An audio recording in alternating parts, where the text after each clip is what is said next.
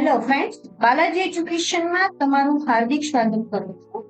આજે આપણે નિદર્શન પદ્ધતિઓ એટલે કે સેમ્પલિંગ આપણે સમજવાની છે. આજે છે એ ટોપિક તમારે અકાઉન્ટન્ટ અને સબ અકાઉન્ટન્ટની જે એક્ઝામ છે એના અંદર આ ટોપિક સ્ટેટિસ્ટિક જે સબ્જેક્ટ છે એની અંદર તમારે આવી છે. પ્લસ તમે કોમર્સની કોઈ પણ એક્ઝામ જે છે એને આપો છો તો તમારે આ ટોપિક આંકડાશાસ્ત્રની અંદર જે છે એ કમ્પલસરી આવશે. તો નિદર્શન પદ્ધતિ એટલે ઈ કઈ રીતના છે, કેવી રીતે છે, એના ડેપ્થમાં આપણે સમજવું.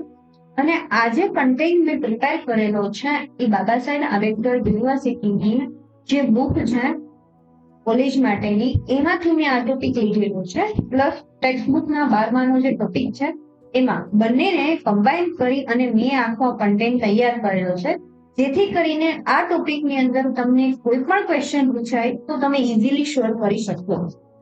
મારું નામ છે ડિમ્પલ લખપરિયા. આઈ એમ એમકોમ LLB પ્લસ ઘણી બધી ગવર્મેન્ટ એક્ઝામ આપવાનો મને એક્સપિરિયન્સ છે, મેન્સ પણ લખેલી છે. તો તમે એ વસ્તુને ધ્યાનમાં રાખજો કે આ વસ્તુ છે એ તમારે એક્ઝામની અંદર આવશે, તો તમે ધ્યાનથી આને બને તો તમે આને નોટ ડાઉન પણ કરતા જજો, કારણ કે તમારે મેન્સ પણ આપવાની છે. તો મેન્સનો બેઝિક આઈડિયા પણ આ લેક્ચરની અંદરથી તમને મળી જશે. પ્લસ તમારે પ્રેક્ટિસ તો કરવી જ પડશે. એના પછી આપણી જે એક્ઝામ છે એની અંદર જે રીતના તમારું એક્ઝામનો સિલેબસ છે અને જે રીતના બધાનું ભારણ છે, મતલબ આના 10 ક્વેશ્ચન ઇકોનોમિક્સના, પછી સ્ટેટિસ્ટિક એન્ડ મેથમેટિક્સ 10 ક્વેશ્ચન, એ જ રીતે આખા પેપરનું સેટ કરી નવા સિલેબસ પ્રમાણે ટેસ્ટનું આયોજન કરેલું છે, જે તમને એક પેપર ફ્રી ઓફ ચાર્જ આપવામાં આવશે, જેથી કરીને તમે તમારી એક્ઝામમાં જે રીતે જાઓ છો તો એનું મૂલ્યાંકન કરી શકો. આની અંદર તમને ઓલ્ડ પેપર ક્લાસ 1 થી લઈ એટલે કે જીપીએસસી ના અને બધી એક્ઝામ જે ક્લાસ 3 સુધીની છે એ પ્લસ ટેક્સ્ટ બુક અને યુનિવર્સિટી ગ્રંથ નિર્માણની અંદર જે ક્વેશ્ચન છે એમાંથી લઈ અને આ ટેસ્ટ સિરીઝ છે એ પણ કરવામાં આવેલી છે. હવે હું તમને આ ટોપિક શું કામે કહું છું કે ભાઈ આ વસ્તુ અમે શેનાથી લીધું છે, કારણ કે તમને ધ્યાન રહે કે અમારો જે સોર્સ છે એ ઓથેન્ટિક સોર્સ છે. અમે કોઈ પણ જે સોર્સ છે એ ગમે ત્યાંથી પબ્લિકેશન માંથી ઉઠાવેલો નથી, જેથી કરી તમારે જે છે એ એક્ઝામમાં આવવાની શક્યતા બહુ વધી જાય છે. જો તમારે કોઈ ક્વેરી હોય તો તમે આ નંબર ઉપર કોલ કરી શકો છો. હવે આપણે સૌથી પહેલા નિદર્શન પદ્ધતિ સમજતા પહેલા સૌથી પહેલા તમારે સમષ્ટિ જોવાની છે. હવે હું તમને મારી શબ્દોમાં સમજાવું તો સમષ્ટિ એટલે એવું કે તમે સપોઝ એક બાઉલની અંદર ચા બનાવો છો, આખી તમારી ચાની પેલી ભરેલી છે અને કોઈ ગેસ્ટ આવ્યું છે અને તમારે ચા છે એ કેવી બની છે એને તમારે ચાખવાની છે. મતલબ તમે પી અને જોવો છો કે ચા કેવા ટાઈપની બનેલી છે. તો આ બાઉલ તમારું આખું ભરેલું છે, એમાંથી તમે થોડીક ચા લઈ અને તમે એનો ટેસ્ટિંગ કરો કયા ટાઈપની ચા છે એ બનેલી છે. તો જે તમે ટેસ્ટિંગ કરો છો એ તમે થોડુંક જ અમુક, તો એને તમારે કહેવાનું છે નિદર્શન. અને આ જે છે આખી વસ્તુ તમારી છે સમસ્યા. જે આખી મતલબ હોલ કોઈ વસ્તુ છે, જ્યારે તમારે બધા જ એકમો લેવાના છે એને તમે સમષ્ટિ કહેશો. એમાંથી તમે થોડીક વસ્તુ લેશો તો એને નિદર્શ. તો હવે તમારે એ વસ્તુ સમજવાની છે કે ભાઈ આ નિદર્શ તમે લ્યો છો તો એ લેવાની મેથડ કઈ છે, કઈ રીતે તમે નિદર્શની ચોઈસ કરી શકો. કારણ કે તમારે આમાં કોઈ પણ પ્રકારનું પૂર્વગ્રહ લેવાનું નથી. તમારું જે કંઈ પણ રિઝલ્ટ આવવું જોઈએ એ જે છે એ કોઈ પણ પૂર્વગ્રહ રહિત આવવું જોઈએ નહીં. તો એની આપણે મેથડો સમજવાનું છે. એની પહેલા સૌથી પહેલા આપણને ટેકનિકલ જે વ્યાખ્યા આપી છે એ જોઈએ. આંકડાશાસ્ત્રીય તપાસ, સંશોધન કે ચકાસણી હેઠળ સમાવવામાં આવતા સમગ્ર એકમોના સમુદાયને સમષ્ટિ કહેવામાં આવે છે. અન્ય રીતે સમષ્ટિના અર્થને રજૂ કરીએ તો એવા બધા જ સંભવિત એકમોનું જૂથ કે જેના પર સંશોધન, તપાસ કે ચકાસણી કરવાની હોય. મતલબ બધા જ જે યુનિટ છે એનો યુઝ કરો એટલે સમષ્ટિ. આનું બેસ્ટ એક્ઝામ્પલ છે દર 10 વખતે વસ્તી ગણતરી જે આપણે દર 10 વર્ષે વસ્તી ગણતરી કરીએ છીએ તો એ સમષ્ટિ તપાસ આપણે કરી શકીએ છીએ. દાખલા તરીકે કોઈ એક યુનિવર્સિટી, કોલેજ, શાળામાં ભણતા વિદ્યાર્થીઓ, કોઈ એક દેશમાં આયાત નિકાસનું પ્રમાણ, કોઈ મહાવિદ્યાલયની અંદર પુસ્તકાલયના બધા જ પુસ્તકો, ગામ અથવા તો શહેરમાં આવેલા કુલ મકાનોની સંખ્યા, કોઈ એક રાજ્ય અને શહેર, કોલેજના કુલ મતદારોની સંખ્યા. જ્યારે તમારે બધી જ વસ્તુ ફાઇન્ડ આઉટ કરવાની હોય બધા એકમો, એ તમારું સમષ્ટિ કહેવાય છે. તમને ક્વેશ્ચન પૂછાઈ શકે કે કોલેજ કે શાળામાં ભણતા તમામ વિદ્યાર્થીઓની માહિતી લેવામાં આવે છે તો આનો અર્થ શું થાય છે? સમષ્ટિ, નિદર્શ બંને એક પણ નહીં. આરામથી તમને ખબર પડી જાય છે કે જ્યારે તમામ એકમોની વાત કરવામાં આવે છે ત્યારે એ સમષ્ટિ છે. ઘણીવાર સમષ્ટિના બધા જ એકમોનું પરીક્ષણ કરવાનું શક્ય હોય છે. આમ જ્યારે સમગ્ર સમષ્ટિના જથ્થાનું સંશોધન કે ચકાસણી કરવામાં આવે તેને સમષ્ટિ તપાસ કે સમષ્ટિ પરીક્ષણ કહેવામાં આવે છે. જ્યારે તમે બધા જ એકમોનું સંશોધન અથવા એની તપાસ અથવા ચકાસણી કરો છો ત્યારે તમારે સમષ્ટિ તપાસ છે એવું કહેવાય છે. અને એ બધી જ એકમોનું પરીક્ષણ કરવું શક્ય બને છે ત્યારે. જ્યારે તમારી શક્યતા નથી ત્યારે તમે નિદર્શન પદ્ધતિનો ઉપયોગ કરશો. એના પછી છે શાંત સમષ્ટિ અને અનંત સમષ્ટિ, એટલે ફાઇનાઇટ. ઈ આવશે અહીંયા, finite population and infinite population. જો સમષ્ટિની મર્યાદિત કે સીમિત સંખ્યામાં એકમો આવેલા હોય તો તે સમષ્ટિને શાંત સમષ્ટિ કહેવામાં આવે છે. મતલબ સંખ્યા કેવી હશે? સીમિત. એને આપણે n વડે દર્શાવવાનું છે. કારખાનામાં કામ કરતા કારીગરોની સંખ્યા ફિક્સ હશે. કોઈ પણ દિવસના ચોક્કસ કંપનીમાં ઉત્પાદન થતા એકમોની સંખ્યા, કોઈ ચોક્કસ વર્ગના અભ્યાસ કરતા વિદ્યાર્થીઓની સંખ્યા વગેરે શાંત સમષ્ટિ છે. જો સમષ્ટિના એકમોની સંખ્યા અનંત હોય કે ગણી ન શકાય તેવી હોય, અસંખ્ય કે અગણિત હોય તો એને અનંત સમષ્ટિ કહેવાય છે. અનંત સમષ્ટિની અંદર આપણે એકમોની સંખ્યાને ગણી શકતા નથી. એના પછી છે નિદર્શનનો અર્થ.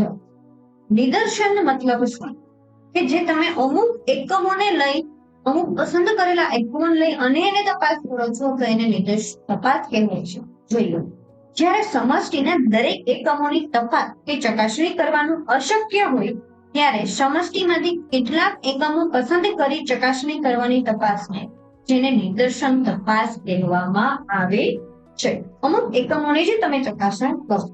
આમ સમષ્ટિમાંથી પસંદ કરવામાં આવેલ ભાગ એક આંકડાશાસ્ત્રીઓ દ્વારા નિદર્શન શબ્દનો ઉપયોગ કરવામાં આવે. કોઈ પણ માહિતીની ચકાસણી કે તપાસ માટે ઘણી વખત પ્રત્યેક એકમ તપાસ કરવી શક્ય ન હોય. સમગ્ર સમષ્ટિ નહીં પરંતુ તેમાંથી અમુક જ એકમોની પસંદગી કરવી ચકાસણી કાર્ય હાથ ધરવામાં આવે છે. આવી તપાસ ચકાસણી કાર્ય માટે પસંદગી પામેલ એકમોને નિદર્શન કહેવામાં આવે છે. આવી તપાસ તમે હાથ ધરો છો ત્યારે તમે નિદર્શન કહો છો. હવે સમજો, મેં શું કામ આટલી બધી વ્યાખ્યા હું તમને બેઝિક સમજાવી શકતી કે ભાઈ આને સમષ્ટિ કહેવાય, આને નિદર્શન કહેવાય. પણ તમને એવો ક્વેશ્ચન પૂછાશે કે ભાઈ નિદર્શનનો અર્થ આપી અને એના ઉદાહરણો સમજાવો. 2 માર્કમાં ક્વેશ્ચન પૂછી શકો. કારણ કે તમને 2 માર્ક, 3 માર્ક અને 5 માર્કના ક્વેશ્ચન મેથ્સમાં પૂછાશે. એની સાથે સાથે તમને 50% પ્રેક્ટિકલ, એટલે તમને બેઝિક માહિતી હોવી ફરજિયાત છે. તો તમારે લખવાનું કઈ રીતે છે ને એના કારણે મેં આ ભાષા છે એનો યુઝ કર્યો છે, જેથી કરીને અત્યારથી જ તમારા માઇન્ડમાં ક્લિયર થાય કે ભાઈ તમે લખશો તો કેવી રીતે તમારે લખવું પડશે. આમ સમષ્ટિમાંથી પ્રતિનિધિ રૂપ પસંદ કરાયેલ ચોક્કસ એકમોને નિદર્શ કહેવામાં આવે છે. જો એની બીજી વ્યાખ્યા કે ભાઈ સમષ્ટિમાંથી અમુક પ્રતિનિધિ રૂપ જે આપણે કરવામાં આવે છે એને નિદર્શ તપાસ કહેવામાં, નિદર્શન કહેવામાં આવે છે. અને કુલ સંખ્યાને નિદર્શનનું પદ કહેવામાં આવે છે. કે સપોઝ 100 યુનિટ છે તમારા કુલ, એમાંથી તમે 10 યુનિટ લીધા છે તો 10 છે એ તમારું નિદર્શન પદ છે. નેક્સ્ટ વસ્તુ કે ભાઈ નિદર્શનનો ખ્યાલની પ્રસ્તુત આ કોને આપે? તો કે relevance of concept of sampling. નિદર્શનને સેમ્પલિંગ પણ કહેવાય છે. નિદર્શનનો ખ્યાલ હાલમાં જ વિકાસ પામ્યો છે પરંતુ એકદમ નવો નથી. આપણા રોજિંદા જીવનમાં આપણે જાણે અજાણે નિદર્શનનો ઉપયોગ વારંવાર કરીએ છીએ. મેં તમને ઓલરેડી જે છે એનો એક્ઝામ્પલ ચા માટે આપ્યો હોય, જોવો તમે એનો એક્ઝામ્પલ કે ભાઈ રાંધવા મૂકેલા ચોખા ચડી ગયા છે નહીં, તે જાણવા માટે બધા જ ચોખા નહીં પણ અમુક ચોખાને તપાસીએ છીએ. તેવી રીતે ઘઉં સારા છે કે નહીં એ બધા જ ઘઉંના દાણા નથી થતા, પરંતુ મુઠ્ઠીભર દાણા લઈને તમે તપાસ. પછી લોહીની ગુણવત્તા માનવ શરીરમાં જોઈએ તો એમાંથી થોડુંક અમથું સેમ્પલિંગ લઈ અને તમે ચકાસણી કરો છો. તો આ બધી જ વસ્તુ કેવી છે? નિદર્શન ચકાસણી. એના પછી નિદર્શન એકમ સેમ્પલિંગ યુનિટ. સમષ્ટિના ઘટકો કે જેને નિદર્શન તરીકે પસંદ કરવામાં આવે છે કે જેનું વધુ વિભાગીકરણ પેટા નિદર્શન માટે શક્ય હોતું નથી, તો તેને નિદર્શન એકમો કહેવામાં આવે છે. હવે જો આપણે શું કરીએ છીએ કે જેટલા સમષ્ટિ ઘટકો કે નિદર્શ ઘટકો તરીકે પસંદ કરી જેનું વધુ વિભાગીકરણ અને પેટા નિદર્શન માટે શક્ય હોતું નથી તેને નિદર્શન એકમો કહેવાય. દાખલા તરીકે એક વિસ્તારના કુટુંબોની સરેરાશ આવક જાણવા માટે કુટુંબના વડાને નિદર્શન એકમ બનાવવામાં આવે છે. ચોખાનું સરેરાશ ઉત્પાદન માટે દરેક ખેતરને નિદર્શન એકમ તરીકે ગણવામાં આવે છે. હવે મારે એવું કહેવું પડશે કે ભાઈ કોઈ એક કુટુંબનો વડો છે, એ એકને જ ઊભું છે તો એમાં ઘણા બધા લોકો છે, એ ઘણા બધા લોકો છે એની ઇન્કમ જનરેટ થતી આવે, પણ એમાંથી કુટુંબના વડાને તો જે એક આખું રિપ્રેઝન્ટ કરે છે એને નિદર્શન એકમ કહેવામાં આવે છે. નેક્સ્ટ વસ્તુ સમજીએ નિદર્શનની યાદી, એટલે કે આપણે કેવી રીતે એને યાદી તૈયાર કરશું. તો કે દરેક નિદર્શન પદ્ધતિમાં નિદર્શન પસંદ કરેલા પહેલા સમષ્ટિના પ્રત્યેક એકમોની યાદી બનાવવી જરૂરી છે. આ સમગ્ર સમષ્ટિના એકમોને ઓળખી બનાવેલી યાદીને નિદર્શન યાદી કહેવામાં આવે છે. જો તમને ખબર નથી કે તમને કેવી વ્યાખ્યા પૂછેલી, કેવું એનું વ્યાખ્યા કેવી છે?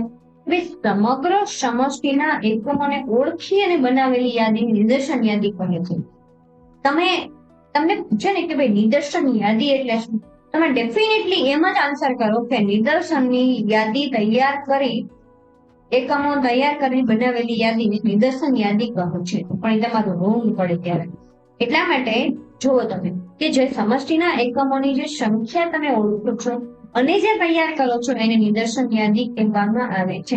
દાખલા તરીકે વિદ્યાર્થીઓની યુનિવર્સિટીની પરીક્ષા સમયે બનાવાતી બેઠકની વ્યવસ્થા યાદી, ચૂંટણી સમયે બનાવાતી મતદાર યાદી, જિલ્લામાં આવેલા ગામડાઓની યાદી, આ બધી જ નિદર્શન યાદી છે. આમાંથી હું હવે ચેક કરીશ કે ભાઈ શું કરવાનું છે. નેક્સ્ટ, આ યાદી તૈયાર થયા બાદ જે સમય દરમિયાન નિદર્શન ચકાસણી તપાસ હાથ ધરવામાં આવે ત્યારે નિદર્શન ચકાસણીનો સંદર્ભ સમય કહેવામાં આવે છે.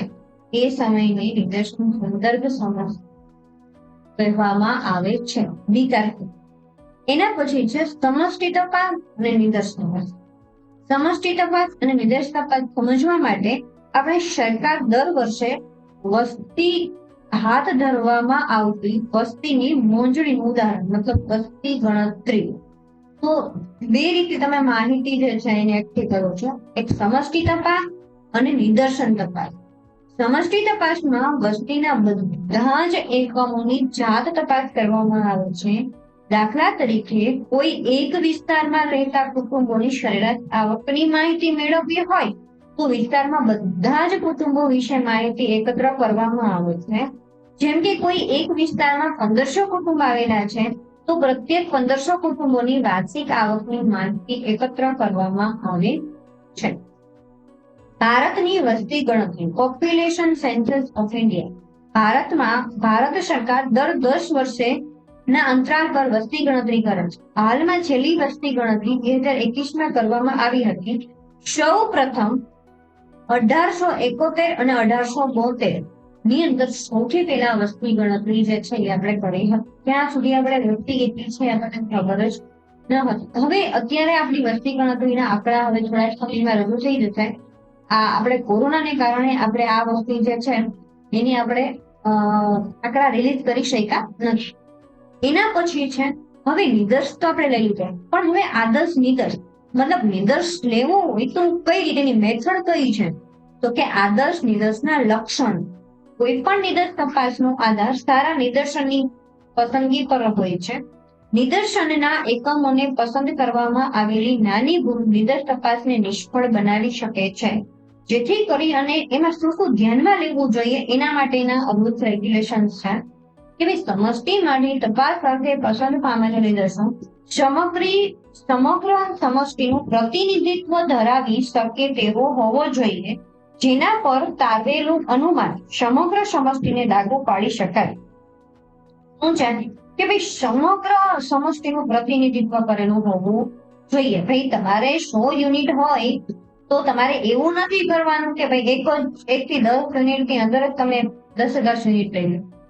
આખા 100 યુનિટનું પ્રતિનિધિત્વ કરી શકે એવા તમારે લીડર્સનું જે છે એ લેવાના જ છે. સમષ્ટિના પ્રત્યેક એકમનું નિદર્શનમાં પ્રવેશવા માટે એક સ્વતંત્ર ઘટક તરીકે અસ્તિત્વ ધરાવતો હોવો જોઈએ. 1 થી 100 એકમનું સ્વતંત્ર અસ્તિત્વ હોવું જોઈએ. એવું ન હોય કે આને લેશું તો જ આ યુનિટને લેશું. એના પછી છે સમષ્ટિમાં દરેક એકમને નિદર્શનમાં પસંદગી પામવાની તક સમાન રીતે મળવી જોઈએ. કે ભાઈ એકને વધારે, એક યુનિટને વધારે, એક યુનિટને ઓછું એવું ન હોવું જોઈએ. નિદર્શનના પ્રત્યેક એકમો એક જ સમયગાળામાં અને એક સમાન પરિસ્થિતિમાં પસંદ થયેલા હોવા જોઈએ. હવે આજે હું કોઈ પણ નિદર્શનને તપાસ કરું છું તો મારે સમયગાળા બેઝિક એક જ હોવો જોઈએ. હવે હું 6 મહિના પછી એ વસ્તુમાંથી પાછી માહિતી ન લઈ શકું, કારણ કે એક જ સમયગાળો અને એક સમાન પરિસ્થિતિ હોવી જરૂરી છે. નિદર્શનના સમાવિષ્ટ એકમોની સંખ્યા પર્યાપ્ત માત્રામાં હોવી જોઈએ. તેના પરથી આપણને જે તારણો મળે છે એ સત્ય મળી શકે છે. કોઈ એક યુનિવર્સિટીમાં વિદ્યાર્થીઓની બૌદ્ધિક ક્ષમતાની મોજણી માટે માત્ર 5 વિદ્યાર્થીઓની પસંદગી કરવામાં આવે તો એ નિદર્શન યોગ્ય નથી. હવે જો સમજો તમે, યુનિવર્સિટીમાં સપોઝ 1000 સ્ટુડન્ટ્સ છે તો એમાંથી હું ફક્ત 5 જ લોકોને લઈ અને હું એની બૌદ્ધિક ક્ષમતાનું માપન કરું છું તો આ યોગ્ય નથી. કારણ કે મારે એવી પર્યાપ્ત માત્રા તો લેવી પડશે જેથી કરીને મને સમષ્ટિ છે એનું બેઝિક માહિતી મને મળી જાય, એનું અનુમાન મને મળી જાય. જો સમષ્ટિના એકમોનો વીતમાંગ હોય ત્યારે સમષ્ટિને યોગ્ય સ્તરોમાં વેચવા પછી બધા જ સ્તરોનું યોગ્ય પ્રતિનિધિત્વ જળવાઈ રહે તે રીતે નિદર્શ પસંદ થયેલો હોવો જોઈએ. આપણે બધા જ યોગ્ય પ્રતિનિધિત્વ કરવાનું છે. નિદર્શનની પસંદગીમાં કોઈ પણ પૂર્વગ્રહ અથવા તો પક્ષપાતનું વલણ ન હોવું જોઈએ. સંશોધકોએ નિયત કરેલ ખર્ચ અને સમય મર્યાદામાં યોગ્ય નિદર્શન પદ્ધતિ વડે નિદર્શન પસંદ કરાયેલ હોવો જોઈએ. ખર્ચ અને સમય મર્યાદા જે છે એના કારણે એવી જ રીતે તમે પ્રોપર નિદર્શ પસંદ કરેલો હોવો જોઈએ. નિદર્શન એકમ, નિદર્શન યાદી, નિદર્શન પસંદ કરવાની પદ્ધતિનું નામ, માહિતીનો સ્ત્રોત,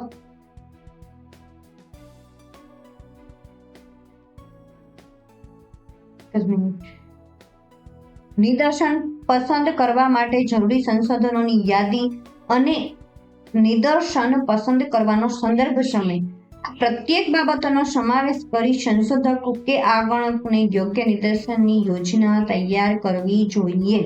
હવે આની અંદર તમને યોજના તૈયાર કરવાની કેવી રીતે, તો કે સૌથી પહેલા નિદર્શન એકમ મેં તમને સમજાવ્યું, પછી નિદર્શન યાદી, પછી પસંદ કરવાની મેથડ કઈ છે, પછી જરૂરી સંસાધનો. આ બધી વસ્તુઓ હું ભેગી કરી અને પછી જ હું યોગ્ય પદ્ધતિ છે એને બનાવી શકું છું. હવે નિદર્શન પદ્ધતિઓ કઈ કઈ છે, મતલબ આખી યાદી આપણે તૈયાર કરી. હવે એની પદ્ધતિઓ છે એક સંભાવનાયુક્ત અને એક બિન સંભાવનાયુક્ત, એટલે પ્રોબેબિલિટી સેમ્પલિંગ અને એક નોન પ્રોબેબિલિટી સેમ્પલિંગ. તો પ્રોબેબિલિટી સેમ્પલિંગ ની અંદર છે સંભાવનાયુક્ત નિદર્શન પદ્ધતિઓમાં મુખ્યત્વે ત્રણ રીત છે. એક સરળ યાદચ્છિક રીત, એક સ્તરિત યાદચ્છિક નિદર્શનની રીત અને એક પદિક યાદચ્છિક નિદર્શનની રીત. તો આ તમને પૂછશે કે ભાઈ નીચેનામાંથી સંભાવનાયુક્ત નિદર્શનની પદ્ધતિઓ કઈ કઈ છે, તો કે સરળ, સ્તરિત અને પદિક. આ ત્રણ મેથડ જે છે એ નિદર્શનની પદ્ધતિઓ છે. હવે આને આપણે ડીપમાં સમજીએ. એના પછી આપણે સમજવાનું છે બિન સંભાવનાયુક્ત નિદર્શન, એટલે કે નોન પ્રોબેબિલિટી સેમ્પલિંગ. બિન સંભાવનાયુક્ત નિદર્શન એ નિદર્શનની એવી પદ્ધતિ છે જેમાં નિદર્શન તરીકે પસંદ થવા માટે બધા જ એકમોને સમાન તક મળતી નથી. સંભાવનાયુક્ત નિદર્શન પદ્ધતિમાં યાદચ્છિક રીતે નિદર્શનની પસંદગી થાય છે જ્યારે તેનાથી વિપરીત બિન સંભાવના યુક્ત નિદર્શનમાં યાદચ્છિક રીતે પસંદગી મળતી નથી. બિન સંભાવના યુક્ત નિદર્શનના એકમોની પસંદગી તેની સુલભતા, સંશોધક અને આગળને અંગત સ્વહેતુક નિર્ણય પર આધાર રાખે છે. હવે તમે સમજો કે ભાઈ આ જે છે બિન સંભાવના યુક્ત, એની અંદર પોતાની પર્સનલ ચોઇસને વધારે મહત્વ આપવાનું છે સંશોધકો અથવા આગળ. એટલે આમ સ્પષ્ટ રીતે કીધું છે કે ભાઈ બધાને સમાન તક મળતી નથી. તો તમને પૂછશે કે ભાઈ કઈ એવી મેથડ છે કે જેની અંદર આદર્શ લીડર્સની જે લક્ષણો છે એ સમાવિષ્ટ થતા નથી? તો ડેફિનેટલી તમારો આન્સર આવશે બિન સંભાવના યુક્ત નિદર્શન. કારણ કે આની અંદર જે પસંદગી પામેલ વ્યક્તિ છે, સંશોધક છે, એની વધારે પડતી નિર્ણય જે છે એ ધ્યાનમાં લેવામાં આવે છે. એને ડિસ્ક્રિપ્શન પાવર છે. ડન. હવે સંભાવના યુક્તમાં આપણે ડીપમાં સમજવાનું મેં તમને કીધું, તો એમાં સરળ, ત્વરિત અને પદ્ધતિ. એમાં સૌથી પહેલા સરળ યાદચ્છિક નિદર્શન પદ્ધતિ, સિમ્પલ રેન્ડમ સેમ્પલિંગ. સમષ્ટિમાંથી પસંદ કરાયેલા આવતા પ્રત્યેક એકમને નિદર્શન તરીકે પસંદ કરવાની સમાન તક પ્રાપ્ત થતી હોય તેવી પસંદગીને સરળ યાદચ્છિક નિદર્શન પદ્ધતિ કહેવામાં આવે છે. દરેકે દરેકને સમાન તક મળે ત્યારે સરળ યાદચ્છિક નિદર્શન કહેવામાં આવે છે. સમાન તક યાદ રાખજો. આની અંદર તપાસ માટેની બધી જ નિદર્શન પદ્ધતિમાં શ્રેષ્ઠ પદ્ધતિ છે, કારણ કે બધાને સમાન તક મળે છે. એટલે કે આ બહુ શ્રેષ્ઠ પદ્ધતિ છે, કેમ કે આમાં એકમ પ્રત્યે પૂર્વગ્રહ અથવા તો પક્ષપાતનું સ્થાન હોતું નથી. આ પદ્ધતિમાં નિદર્શનના એકમની પસંદગી નિરપેક્ષ રીતે થાય છે. તમને પૂછશે કે ભાઈ કઈ નિદર્શન પદ્ધતિની એકમની પસંદગી નિરપેક્ષ રીતે થાય છે? તો કે સરળ યાદચ્છિક નિદર્શન પદ્ધતિમાં. એટલે કે કોઈ પણ એકમ પસંદગીનો આધાર બીજા કોઈ એકમની પસંદગી ઉપર થતો નથી. બરાબર છે? નેક્સ્ટ ટોપિક છે પુરવણી રહિત સરળ યાદચ્છિક નિદર્શન વિધાઉટ રિપ્લેસમેન્ટ સેમ્પલિંગ. જો મને કહ્યું દીધું છે કે રિપ્લેસમેન્ટ વિધાઉટ મતલબ એકને યુનિટ ફરી વખત ના આવે, એને મારે કહેવાનું છે પુરવણી રહિત નિદર્શન. મતલબ સમજો કે ભાઈ સપોઝ આ એક બાઉલ છે, આ બાઉલમાં હું 5 બોલ રાખું છું.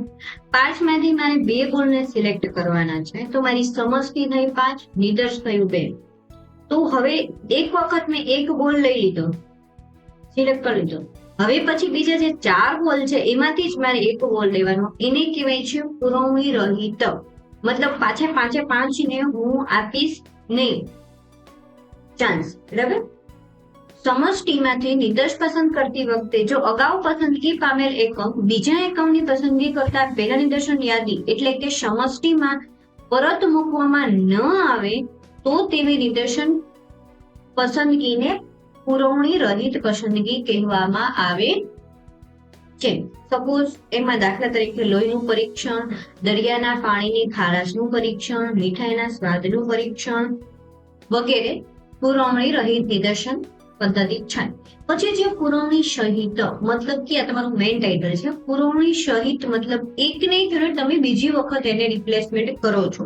કઈ રીતે? તો કે સમષ્ટિ તપાસમાંથી નિદર્શ તપાસ પસંદ કરતી વખતે જો અગાઉ પસંદગી પામેલ એકમ બીજા એકમની પસંદગી કરતા પહેલા નિદર્શન યાદી એટલે કે સમષ્ટિમાં પરત મૂકવામાં આવે તો નિદર્શન પસંદગીને પુરવણી રહિત પસંદગી કહેવામાં આવે છે. સોરી, અહીંયા આવશે પુરવણી સહિત. એકને પાછું પરત મૂકવામાં આવે, ટાઈપિંગ મિસ્ટેક છે. પુરવણી સહિત. બરાબર? પરત પાછું એને યુનિટ હું પાછું મૂકીશ. સપોઝ કરિયાણાની દુકાનમાં કરવામાં આવતી ઘઉંની તપાસ. એક જે કઈ પણ એક આખી તમારી છે, બરાબર છે, બેગ. ઈ બેગની અંદર આખા 25 કિલો ઘઉં છે, 25 kg. એમાંથી કોઈ થોડા ઘઉં લીધા અને એની ચકાસણી કરી, તો પછી પાછા એ બીજે નથી, એ પાછા પરત એમાં એ જ બેગમાં પાછા નાખી દે છે. તો આપણને એ જે તપાસ કરી એને કહેવાય પુરવણી સહિત. રોજિંદા પીરિયડ્સમાં શિક્ષક દ્વારા પૂછવામાં આવતા પ્રશ્ન, એક પ્રશ્નો ફરી પાછો પૂછ્યા છે તો એને પુરવણી સહિત તપાસના ઉદાહરણ કહી શકાય છે. હવે બીજી પદ્ધતિ પણ છે કે જ્યાં સરળ યાદચ્છિક નિદર્શનને લેવામાં આવતી. એમાં સૌથી પહેલી મેથડ છે લોટરીની પદ્ધતિ. તમને એવો ક્વેશ્ચન પૂછાઈ શકે કે ભાઈ સરળ યાદચ્છિક નિદર્શન પદ્ધતિમાં નીચેનામાંથી કઈ પદ્ધતિ જે છે તો થશે સરળ યાદચ્છિક નિદર્શન પદ્ધતિ. બરાબર, સરળ યાદચ્છિક નિદર્શન પદ્ધતિ. લોટરીની પદ્ધતિમાં સૌથી પહેલું મિનિંગ છે લોટરીની પદ્ધતિ. લોટરીની પદ્ધતિમાં તમને ખબર છે કે સપોઝ આ એક બાઉલ છે, આ બાઉલમાં 5 કે 6 ચિઠ્ઠી છે. એ ચિઠ્ઠીમાંથી તમારે કોઈ એક ચિઠ્ઠી ઉઠાવવાની છે અને તમને જે કાંઈ પણ ઇનામ લાગે છે એને આપણે લોટરી કહીએ છીએ. લોટરીની પદ્ધતિ મતલબ આમાં કેવું છે કે ચિઠ્ઠી ઉપાડવાની હોય એટલે કે બધાને એક એકમ આપવામાં આવે છે, જેથી કરી અને એનાથી શું થશે કે બધા અલગ અલગ જે છે ડિફાઇન કરી શકે નિદર્શન યાદીમાં. જોઈએ હવે અને શું કીધું છે ટેકનિકલ ભાષામાં, તો યાદચ્છિક નિદર્શન પસંદ કરવાની આ એક ખૂબ જ પ્રચલિત મેથડ છે.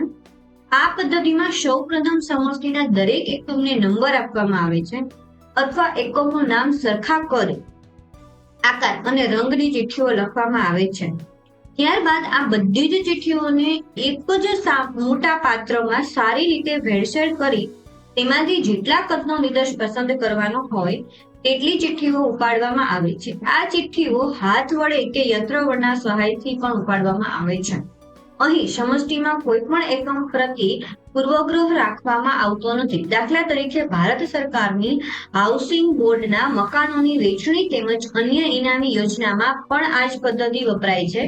આ પદ્ધતિનો ઉપયોગ કરતી વખતે બધી જ ચિઠ્ઠી સરખા કદની અને એક જ રંગની હોય છે એ ધ્યાન રાખવાનું હોય છે. આમ ન કરવામાં આવે તો પક્ષપાતની શક્યતા છે એવું કહી શકાય છે. બરાબર, અને આ ઉપરાંત જો અનંત સમષ્ટિ હોય ત્યારે આ પદ્ધતિ ઉપયોગમાં લઈ શકાતી નથી. તમને પૂછશે કે કઈ એવી મેથડ છે કે જેને હું સરળ યાદચ્છિક પદ્ધતિની રીતમાં લોટરી પદ્ધતિનો ઉપયોગ કરી શકતી નથી? અનંત સમષ્ટિમાં. કારણ કે અનંત સમષ્ટિનો મિનિંગ એવો થાય છે કે તમારા જે યુનિટ છે એ ડિફાઇન નથી, તમને ખબર નથી કે કેટલા છે, કાઉન્ટેબલ નથી.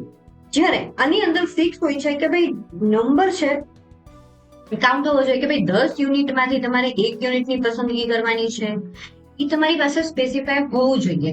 અને આની અંદર શું છે તો કે પેલા એક જ સરખું બધી ચિઠ્ઠી હોવી જોઈએ, એક જ રંગની, એક જ, એમાં કોઈ નિશાન કે ન હોવું જોઈએ, જેથી કરીને તમને સ્પેસિફાય ખબર પડે. નહીતર આમાં પક્ષપાત થવાની શક્યતા છે એવું કહી શકાય છે.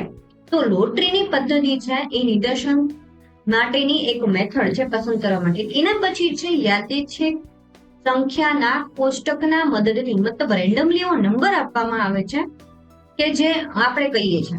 તો હવે જ્યારે સમષ્ટિના કદ ખૂબ જ વિશાળ હોય છે ત્યારે લોટરીની પદ્ધતિ ખૂબ જ કંટાળાજનક બને છે.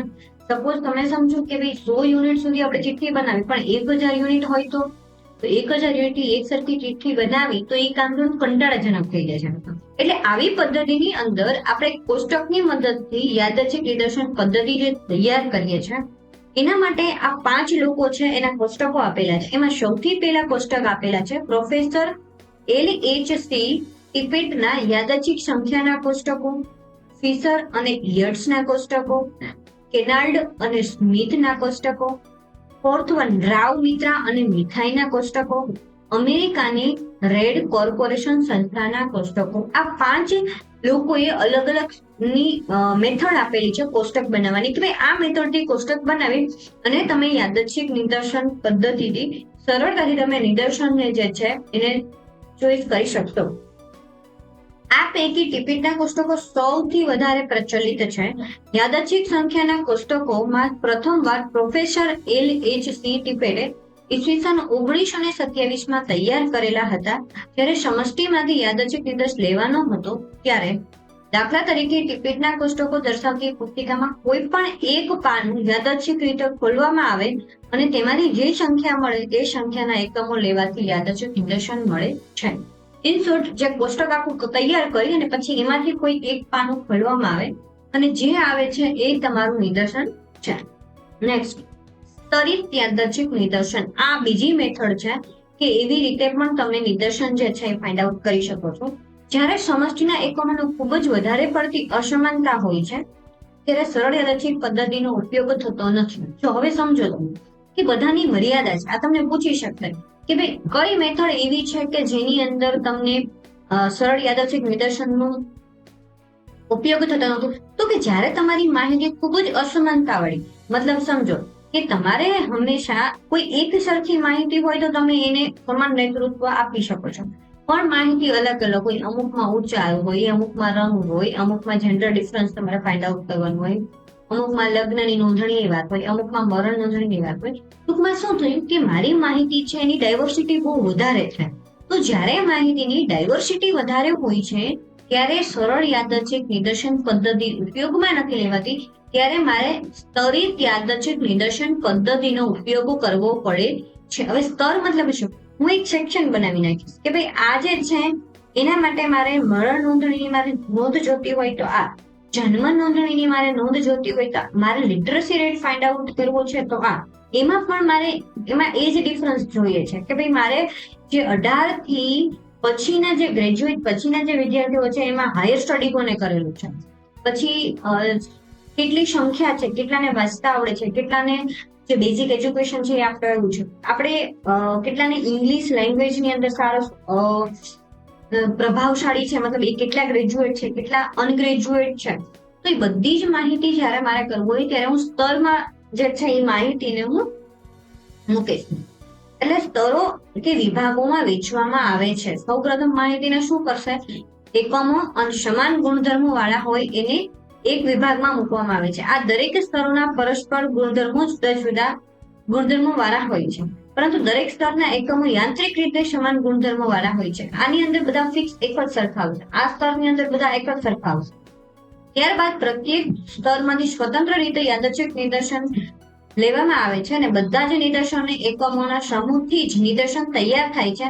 તેને સ્તરિત યાદચ્છિક નિદર્શન કહેવામાં આવે છે.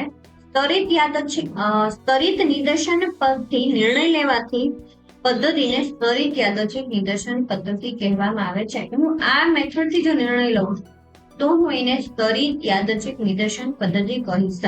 અને આની અંદર ચીવટપૂર્વક બૌદ્ધિક રીતે ઉપયોગ કરવામાં આવે અને ખૂબ જ સચોટ અને ચોકસાઈભર્યા પરિણામો મેળવી શકાય છે. આ વસ્તુને ધ્યાનમાં રાખવાની છે. હવે આમાં તમને એક્ઝામ્પલ આપ્યું છે કે કોઈ 1000 વિદ્યાર્થીઓના કુટુંબની સરેરાશ આવકનો અભ્યાસ કરવા તેમને ગરીબ, મધ્યમ અને તવંગર એમ 3 સ્તરમાં વહેંચી શકાય છે. ત્યારબાદ દરેક સ્તરમાંથી અમુક વિદ્યાર્થીઓને યાદચ્છિક નિદર્શન લેવામાં આવે છે અને બધા જ નિદર્શનો ભેગા કરી નિદર્શન બને છે. તેને સ્તરિત યાદચ્છિક નિદર્શન કહેવામાં આવે છે. અને આ પસંદ કરવાની 2 મેથડ છે, એક પ્રમાણસર સ્તરિત નિદર્શન અને એક બિન પ્રમાણસર સ્તરિત નિદર્શન પદ્ધતિ. આપણે ડીપમાં નહીં પણ તમારે ખાલી ધ્યાન રાખવાના છે કે આ 2 રીત છે સ્તરિત યાદચ્છિક નિદર્શનની, એક પ્રમાણસર અને એક બિન પ્રમાણસર. પ્રમાણસર મતલબ શું? તો કે પ્રમાણસર સ્તરિત નિદર્શન પદ્ધતિમાં દરેક સ્તરમાંથી સમષ્ટિના કદને આધારે પ્રમાણસર નિદર્શન પસંદ કરવામાં આવે છે. હું તમને બેઝિક એક્ઝામ્પલ આપું તો સપોઝ 1000 યુનિટ છે, તો 1000 યુનિટમાંથી હું સપોઝ 10% લઉં તો હું 100 યુનિટ છે એ લઈશ. ટૂંકમાં મેં પ્રમાણ નક્કી કરી નાખ્યું કે કેટલા ટકા લઈશ. તો પ્રમાણસર જો લેવાનું હોય તો પ્રમાણસર સ્તરિત નિદર્શન પદ્ધતિ કહેવાય. અને જ્યાં હું પર્સન્ટેજ નથી કરતી ત્યાં અપ્રમાણસર છે. બરાબર? આ પ્રમાણ દરેક સ્તર માટે સમાન રાખવામાં આવે છે. તેથી સમષ્ટિના દરેક એકમોની નિદર્શનની પસંદગીની શક્યતા સમાન રહે છે. ધારો કે n કદની સમષ્ટિને n1 અને n2 કદના 2 સ્તરમાં વહેંચવામાં આવે છે. તેમાંથી કુલ n કદનું નિદર્શન પસંદ કરવામાં આવે છે. પ્રથમ સ્તરના નિદર્શનને n1 મતલબ કે n1/n into n અને બીજા સ્તરને n2/n થાય છે. જ્યારે સમષ્ટિના પ્રાચલોનું આગણન કરવાનું હોય તો આ પદ્ધતિ વપરાય છે. જ્યારે મારે સમષ્ટિના પ્રાચલોનું આગણન કરવાનું હોય કે ભાઈ કેટલા છે ત્યારે મારે આ પદ્ધતિ વપરાય છે. હવે તમને એવું ક્વેશ્ચન પૂછી શકે કે કઈ સ્તરિત નિદર્શન પદ્ધતિ સમષ્ટિના પ્રાચરોનું આકલન કરવા માટે વપરાય છે? તો કે પ્રમાણસર સ્તરિત નિદર્શન પદ્ધતિ. આપણે આને પાર્ટ આપી દઈશું. N1 મતલબ કે આપણું સ્તર 1 અને N2 મતલબ કે સ્તર 2. એના પછી છે બિન પ્રમાણસર નિદર્શન પદ્ધતિ. આ પદ્ધતિમાં દરેક સ્તરમાંથી પસંદ કરેલ નિદર્શન એ સમષ્ટિના પ્રમાણસર સમાન એકમો હોતા નથી. દરેક સ્તરમાંથી અલગ અલગ પ્રમાણ કે યાદચ્છિક પદના નિદર્શનની પસંદગી કરવામાં આવે છે. આમ સમષ્ટિના દરેક એકમની પસંદગીની તક સમાન રહેતી નથી. દરેક સ્તરમાંથી પસંદ કરાતા નિદર્શનનું પ્રમાણ ભિન્ન ભિન્ન હોવા છતાં કેટલાક સંશોધનો દ્વારા આ યોજનાને પદ્ધતિનો ઉપયોગ કરવામાં આવે છે. આમાં એવું ન હોય કે આ સ્તરમાંથી આપણે 10% લઈશું, આ સ્તરમાંથી 10% લઈશું, આ સ્તરમાંથી 10%. એને જેવી રીતે સંશોધકોને જેવી રીતના મેળ પડે એવી જ રીતના એ લોકો જે છે એ લે છે. એટલે આમાં દરેક સ્તરમાંથી સમાન રીતે નિદર્શ લેવામાં આવતા નથી. એને કહેવાય છે બિન પ્રમાણસર નિદર્શન પદ્ધતિ. એના પછી છે પદિક યાદચ્છિક નિદર્શન મતલબ સિસ્ટમેટિકલી નિદર્શન સેમ્પલિંગ. જ્યારે સમષ્ટિ અને તેમાંથી લેવામાં આવતા સરળ યાદચ્છિક નિદર્શનના કદ અસાધારણ રીતે મોટા હોય ત્યારે આપણે સરળ યાદચ્છિક અને સ્તરિત યાદચ્છિક નિદર્શન પદ્ધતિને કંટાળાજનક અને વધુ સમય માંગે તેવો બને છે. ઉદાહરણ તરીકે એક મોટા શહેરમાં 10 લાખ મતદારોની ક્રમવાર યાદી 1000 મતદારોની યાદચ્છિક પસંદ કરવાની જરૂર. આ પરિસ્થિતિમાં મતદાર યાદીમાંથી પ્રત્યેક 1000મો મતદાર પસંદ કરે તો આ મુજબ નિદર્શન પસંદ કરવાની પદ્ધતિને પદિક નિદર્શન કહેવાય છે. પદિક નિદર્શન પસંદ કરવાની ક્રિયા સરળ હોવાથી સરળ યાદચ્છિક નિદર્શન પદ્ધતિની સરખામણીમાં પદિક નિદર્શન પદ્ધતિ દ્વારા નિદર્શનનું કામ વધુ સરળ અને સુવિધાજનક બને છે. હવે આની અંદર બેઝિકલી કરવામાં શું આવે છે તો કે સમષ્ટિના એકમોને કોઈ ચોક્કસ ગુણધર્મ અથવા લક્ષણ પ્રમાણે ક્રમવાર ગોઠવવામાં આવે છે. એને ક્રમિક રીતે 1, 2, 3 એવી રીતે નંબર આપવામાં આવે છે. આ સમષ્ટિમાંથી નિદર્શન પસંદ કરતી વખતે માત્ર પ્રથમ એકમની જ યાદચ્છિક રીતે પસંદગી કરવામાં આવે છે અને ત્યારબાદ એકમોને નક્કી કરેલ અંતરે પસંદ કરવામાં આવે છે. આમ એકમોની પસંદગી પદ અનુસાર થતી હોવાથી આ પદ્ધતિને પદિક નિદર્શન પદ્ધતિ કહેવામાં આવે છે. આ રીતે પસંદ થયેલા યાદચ્છિક નિદર્શનને પદિક નિદર્શન કહેવામાં આવે છે અને નક્કી થયેલ નિદર્શન પુરવણી રહિત નિદર્શન હોય છે. હવે તો સમજી લો કે સપોઝ આને આવું કીધું કે ભાઈ 10 લાખ ઉમેદવારો છે. હવે 10 લાખ ઉમેદવારોને હું નંબરિંગ આપી દઉં છું 1, 2, 3, 4, 5, 6 એવી રીતના હું ગોઠવણી કરી દઉં છું. ગોઠવણી કરી અને હું એવું નક્કી કરી રાખીશ કે પ્રત્યેક 1000 હું એક કોઈ પણ ઉમેદવારને લઈશ. તો એવી રીતે પછી હું 2000 લઈશ, પછી હું 3000 લઈશ. તો હું એવી રીતે ગોઠવણી કરી અને નિદર્શનની પદ્ધતિથી હું નિદર્શ પસંદ કરું છું ત્યારે એને પદિક નિદર્શન પદ્ધતિ કહેવામાં આવે છે. જ્યારે માહિતીનો વ્યાપ બહુ મોટો હોય છે ત્યારે મારે એક અને છે એ અમુક એકમને આ રીતે નંબરિંગ પદ આપી ક્રમિક રીતે ગોઠવી અને હું પસંદ કરી શકું. બધી મેથડ પોતાની જગ્યાએ બેસ્ટ વર્ક કરે છે. સરળ યાદચ્છિક નિદર્શન, ત્વરિત યાદચ્છિક નિદર્શન અને પદિક નિદર્શન પદ્ધતિ. આ બધી જ પદ્ધતિ છે એ નિદર્શન પદ્ધતિમાંના ની રીતો છે જેથી કરીને અલગ અલગ ટર્મ્સ અને કન્ડિશનમાં તમે અલગ અલગ મેથડનો ઉપયોગ કરી શકશો તમારી જરૂરિયાત પ્રમાણે.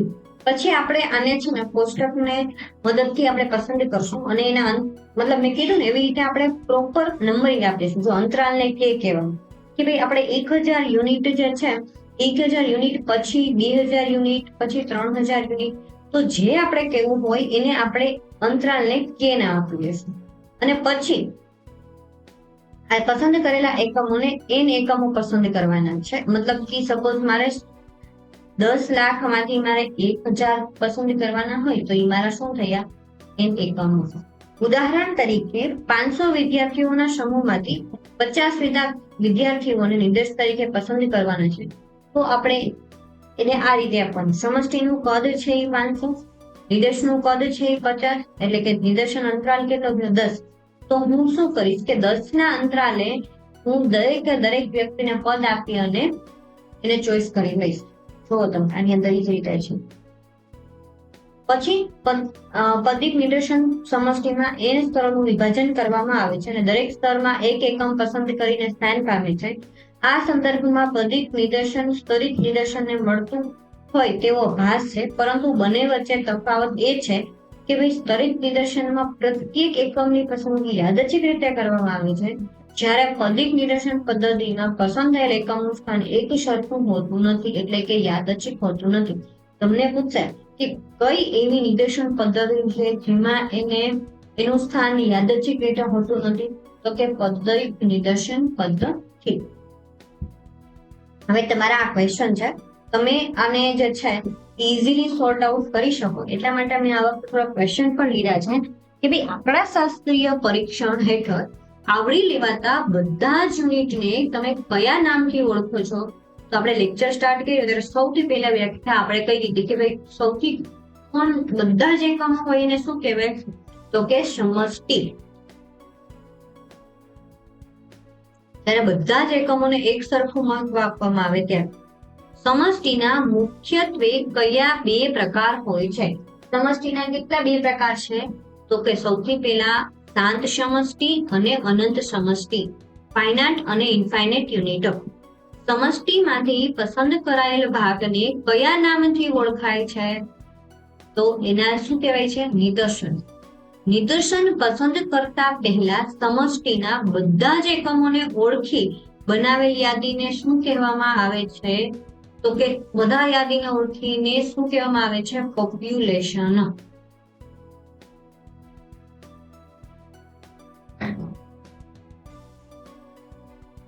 સમષ્ટિમાંથી પ્રતિનિધિ રૂપ પસંદ કરાયેલ એકમોની કુલ સંખ્યાને શું કહેવાય છે, તો કે નિદર્શન પદ.